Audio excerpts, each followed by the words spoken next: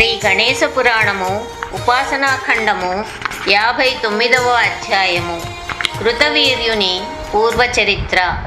నారదుని మాటలు విని కృతవీర్యుని తండ్రి చాలా విచారించి సత్యలోకం వెళ్ళి బ్రహ్మదేవుణ్ణి దర్శించి, ఓ కమలాసన, నా పుత్రుడు పరమ ధార్మికుడు, దాత, దేవ పూజ అతిథి సత్కార తత్పరుడు, పుణ్యాత్ముడు అయినప్పటికీ అతనికి అనపత్యతా దోషం ఎలా కలిగింది? అతని జన్మాంతర పాపం ఎలా నశిస్తుంది? దానికి ఏదైనా ఉపాయం ఉంటే దయచేసి సెలవీయండి అని వేడుకున్నాడు.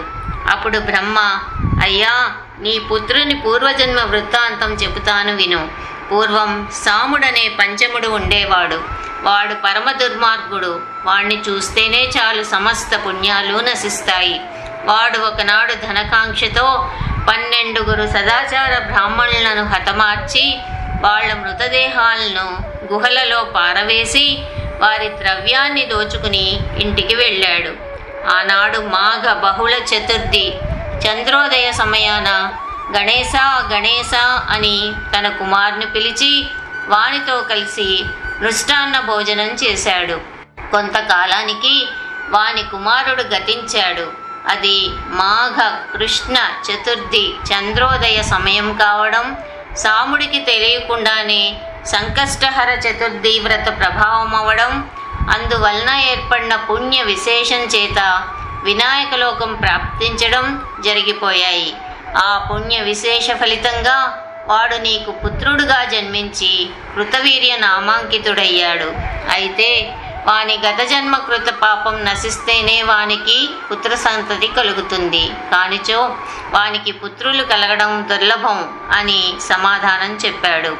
బ్రహ్మ పలుకులు విని కృతవీర్యుని తండ్రి గజగజా వణికిపోయి, పరమేష్టి, ఆ బ్రహ్మహత్యాపాతక నివారణోపాయం సెలవీయండి అని అర్థించాడు.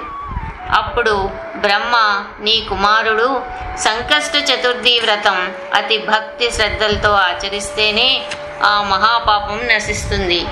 ఆ వ్రత విధానం ఇది. మాఘ బహుళ మంగళవారంతో కూడిన చతుర్థి నాడు చంద్రోదయ సమయాన ఈ వ్రతం ప్రారంభించాలి. 21 మారులు దంతధావనంతో కూడిన స్నానం చేసి నిత్యకర్మలు ముగించి తర్వాత గణేశ మంత్రం జపించి ఉపవాసం చేసి మౌనం వహించి తాంబూలం వేసుకొనకుండా పరులకు ద్రోహం తలపెట్టక పిసునత్వం విడిచి సాయంకాలమున నువ్వులు ఉసిరిక పప్పు కలిసి చేసిన ముద్దతో స్నానం చేసి శుచి అయి శుభ్ర వస్త్రములు ధరించి ఏకాగ్ర చిత్తంతో గణపతి ఏకాక్షర మహామంత్రంను కానీ షడక్షర మహామంత్రంను కానీ లేక గణపతికి సంబంధించిన వైదిక మంత్రము కానీ స్థిర మనస్సుతో ఒక ముహూర్త కాలం ధ్యానించాలి. పిదప గణేశ్వరిని షోడశోపచారములతో అర్చించి మోదకములు, లడ్డూలు, అప్పాలు, పాయసము, వివిధ వ్యంజనములతో కూడిన అన్నము, రకరకాల పండ్లు స్వామికి సమర్పించాలి. దక్షిణపూర్వకంగా తాంబూలం అర్పించి 21 దూర్వాంకురములతో స్వామిని పూజించి మంత్రపుష్పము, దీపమాల సమర్పించాలి. అటుపైన తిథికి, గణపతికి, చంద్రునికి అర్ఘ్యం ఇవ్వాలి. మహానైవేద్యం సమర్పించి క్షమాపణ చెప్పుకొని తదుపరి 21 మంది లేదా కనీసం 12 బ్రాహ్మణులకు దక్షిణపూర్వకంగా భోజనం పెట్టాలి. తర్వాత తాను భోజనం చెయ్యాలి. ఈ విధంగా 1 సంవత్సర కాలం నియమం తప్పకుండా వ్రతం చేస్తే సర్వ పాపాలు నశిస్తాయి, అన్ని కోరికలు సిద్ధిస్తాయి, తప్పక పుత్ర సంతానం కలుగుతుంది. శమీ వృక్షమూలంన కూర్చుని ఉపవాస దీక్షతో గజానన మహామంత్రం జపిస్తూ చంద్రోదయ పర్యంతం ఈ వ్రతం ఆచరించాలి. అలా చేస్తే అంధులు, మూగవారు, చెవిటివారు కూడా తాము కోరుకున్న కోరికలను పొందుతారు. ధన ధాన్య పుత్రాదులను పొందుతారు. రాజులు రాజ్యాన్ని పొందుతారు. ఇక ఆహార నియమం పాటించవలసిన పద్ధతి విను. శ్రావణ మాసంలో నెయ్యి, లడ్డూలు వేర్వేరుగా భుజించాలి. భాద్రపద మాసంలో పెరుగు తినాలి. ఆశ్వయుజ మాసంలో ఉపవాసం ఉండాలి. కార్తీకంలో పాలు కానీ పానకం కానీ పుచ్చుకోవాలి. మార్గశిరంలో నిరాహార దీక్ష వహించాలి. పుష్యమాసంలో గోమూత్రం పానకం పుచ్చుకోవాలి. మాఘమాసంలో తిలభక్షణం చేయాలి. ఫాల్గుణంలో నెయ్యి పంచదార తినాలి. చైత్రంలో పంచగవ్యాలు, వైశాఖంలో పుష్కర బీజాలు, జ్యేష్ఠంలో ఘృతం, ఆషాఢంలో మధువు భుజించాలి. ఇలా మాసానుక్రమంగా ఆహార నియమాలతో ఈ వ్రతం ఆచరించాలి. అలా చేస్తే సకల సిద్ధులు కలుగుతాయి అని కృతవీర్యుని తండ్రికి వివరించాడు. అంతట కృతవీర్యుని తండ్రి, వాణీనాథ, అంగారక చతుర్థిలోని విశేషం కూడా చెప్పండి. గజాన్ని కథలు విన్న కొద్దీ వినాలనే ఉంది అని అన్నాడు. 59వ అధ్యాయం సమాప్తం.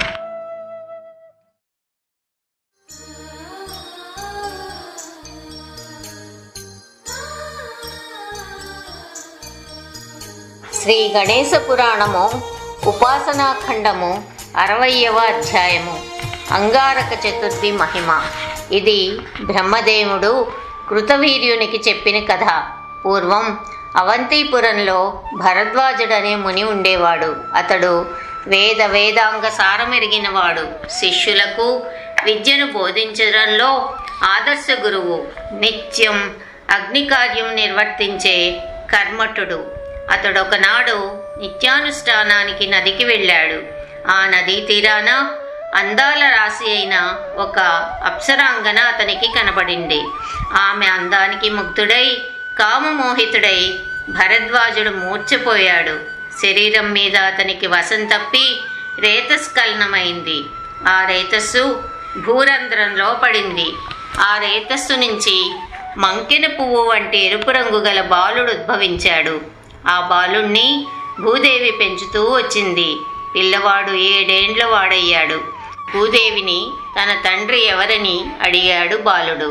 అదీ కాక మనిషి జన్మనెత్తిన తనకు మంకెన పువ్వు వంటి ఎరుపు రంగు ఎలా వచ్చిందని అడిగాడు. అంతటా భూదేవి, కుమారా, భరద్వాజుని రేతస్సు స్ఖలించి నాలో పడడం వలన నువ్వు పుట్టావు అని సమాధానం చెప్పింది. బాలుడు తనను తన తండ్రి దగ్గరకు చేర్చమని భూదేవిని కోరాడు. భూదేవి ఆ పిల్లవాడిని భరద్వాజ ముని దగ్గరకు తీసుకుని వెళ్ళి జరిగిన వృత్తాంతమంతా మునికి చెప్పి బాలుణ్ణి స్వీకరించమంది.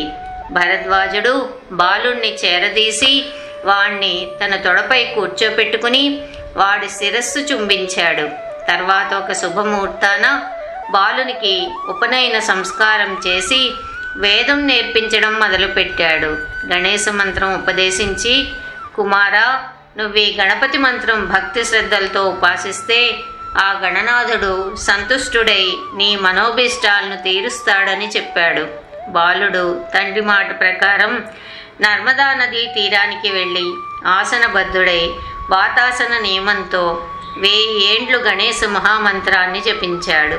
అలా మాఘ బహుళ చతుర్థి పర్యంతం జపం చేస్తూ ఉండగా ఆనాటి చంద్రోదయ సమయాన 4 చేతులతో దివ్య అలంకారములతో దివ్య దుకూలములతో శిరస్సును చంద్రవంక ధరించి సుందరమైన తుండముతో ధవళకాంతులు వెదజల్లుతున్న ఏకదంతంతో అలంకృత శూర్ప కర్ణములతో కోటి సూర్యప్రభలతో గజాననుడు బాలుని ఎదుట సాక్షాత్కరించాడు.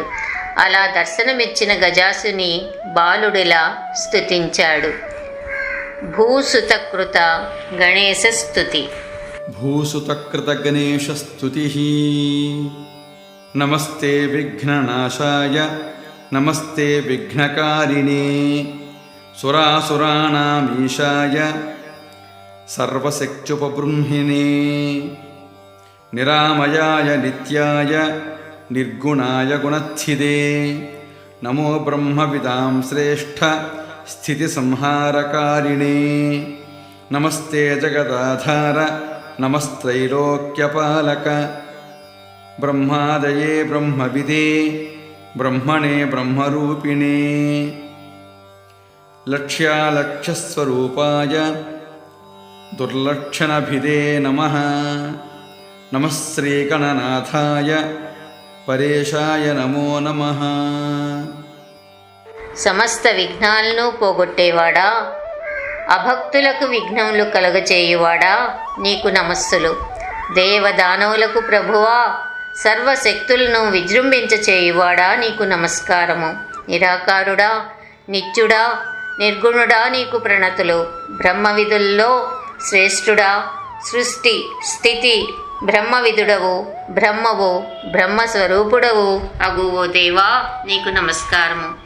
లక్ష్యాలక్ష్య స్వరూపుడవు, దుర్లక్షణములు నశింపచేయువాడవు, పరమేశ్వరుడు అగు గణనాథ, నీకు ప్రణామములు. బాలుని స్తుతికి సంతోషించి గణనాథుడు, అబ్బాయి, నువ్వు చిన్నవాడివయ్యును భక్తి శ్రద్ధలతో నన్ను స్తుతించినందుకు నేనెంతో సంతోషించాను. నీకేం వరాలు కావాలో కోరుకో, తప్పక ప్రసాదిస్తాను అని పలికాడు. అప్పుడు ఆ భూమిసుతుడు, ప్రభో, నీ దర్శన భాగ్యం వల్ల నా తపస్సు ఫలించింది, నా జన్మ ధన్యమైంది, ఈ భూమి పునీతమైంది.